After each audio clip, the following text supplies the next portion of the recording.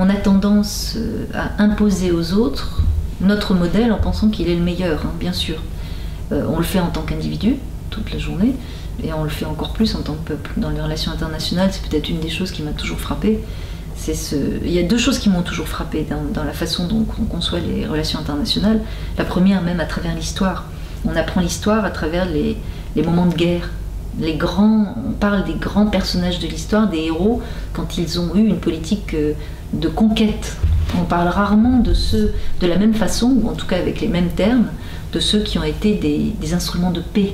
C'est quelque chose qui m'a toujours frappé, ça. Quand j'étais à Sciences Po, ça me rendait même malade. Je me disais, mais enfin, c'est incroyable qu'on mette toujours l'accent sur ceux qui ont du coup créé des situations vraiment de déséquilibre. Ce qui veut dire qu'on met en valeur les moments d'ombre et pas les moments de lumière. Tout à fait. Ça déjà, c'est quelque chose d'assez saisissant. Et donc, bon, déjà, vouloir imposer à l'autre son mode de fonctionnement et donc ses valeurs, ça a quelque chose d'aberrant. On le voit bien avec les Américains. Je pense que il y a à la fois le côté sécuritaire, où bon, je veux imposer la démocratie partout parce qu'ils avaient l'impression que comme ça, ils auraient plus de sécurité en interne. Et donc il y a un aspect évidemment d'égoïsme. Je pense qu'il y a aussi un aspect de mon système est le meilleur, donc il faut que tout le monde le vive.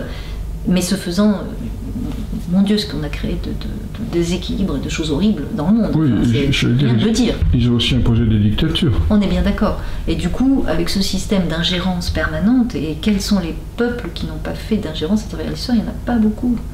Il y a toujours ce besoin de faire de l'ingérence, de peser sur le système des autres, d'imposer des valeurs qui sont les nôtres, c'est quelque chose d'hallucinant en fait. Est-ce que c'est la conjonction des fonctionnements individuels qui fait ça?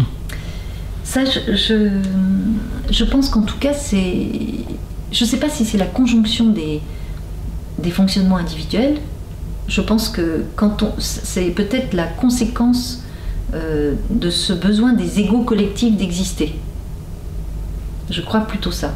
C'est-à-dire que quand on a l'impression d'ailleurs dans les deux sens, hein, quand on a l'impression d'être dans la toute-puissance, inévitablement on va écraser les autres et on va montrer combien on est tout-puissant, et ça à travers l'histoire, mon Dieu, on en a des exemples.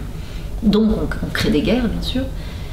Et en même temps, quand on a un ego qui est impuissant ou pas suffisamment fort, on va aller chercher des dirigeants, des hommes providentiels qui vont restaurer la puissance ancienne. Et on le voit en ce moment avec le retour aux empires, ou l'envie de retour aux empires. Et je crois que chaque fois, ce sont des tendances qui montrent que les peuples ont perdu leur grandeur passée, ils ont perdu l'impact qu'ils avaient sur le monde, et ça reste comme une nostalgie, et c'est là où je parle de guérir les mémoires. Et les dépasser, parce que tant qu'on reste dans ce système, ça se reproduit indéfiniment.